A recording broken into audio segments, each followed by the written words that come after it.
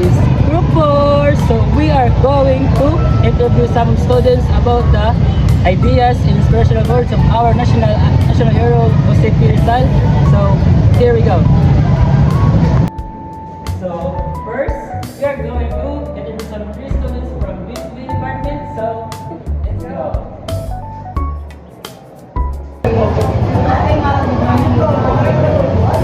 Is it okay for interview ma'am about the life of Rizal?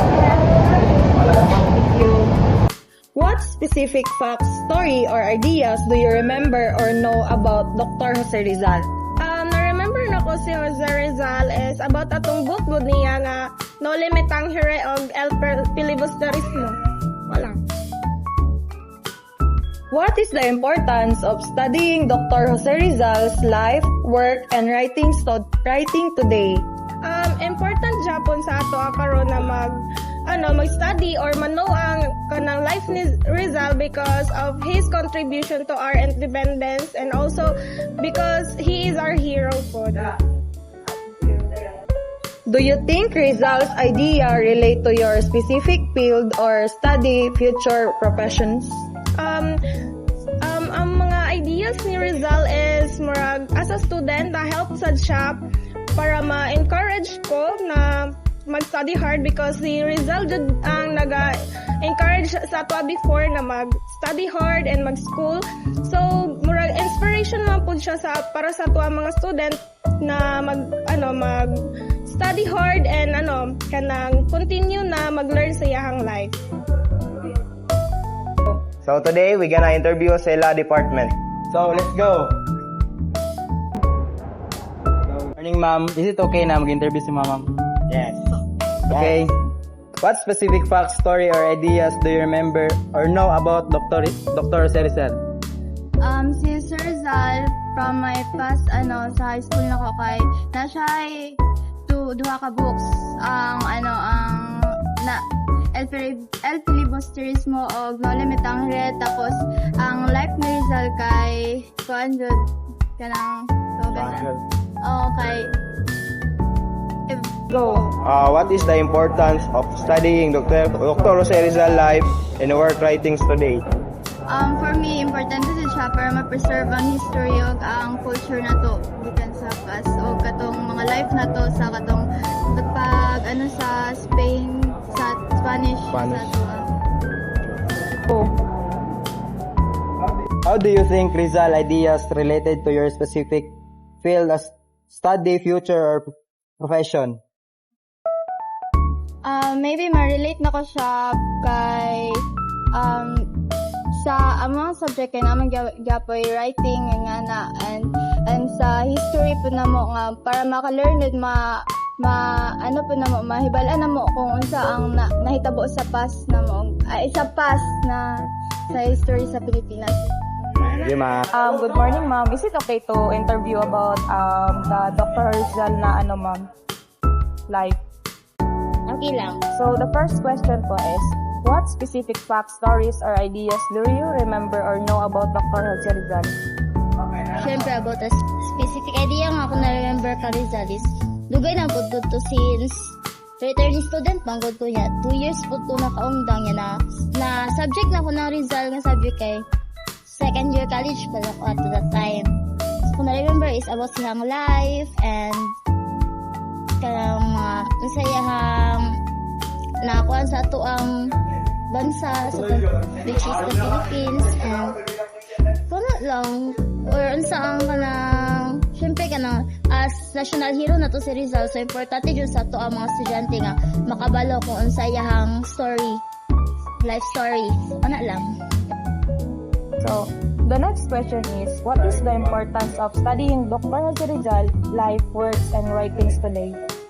So as student, importante dyan sa ito nga makabalo to sa to life ni Rizal o sa iyang studies before sa to history as history.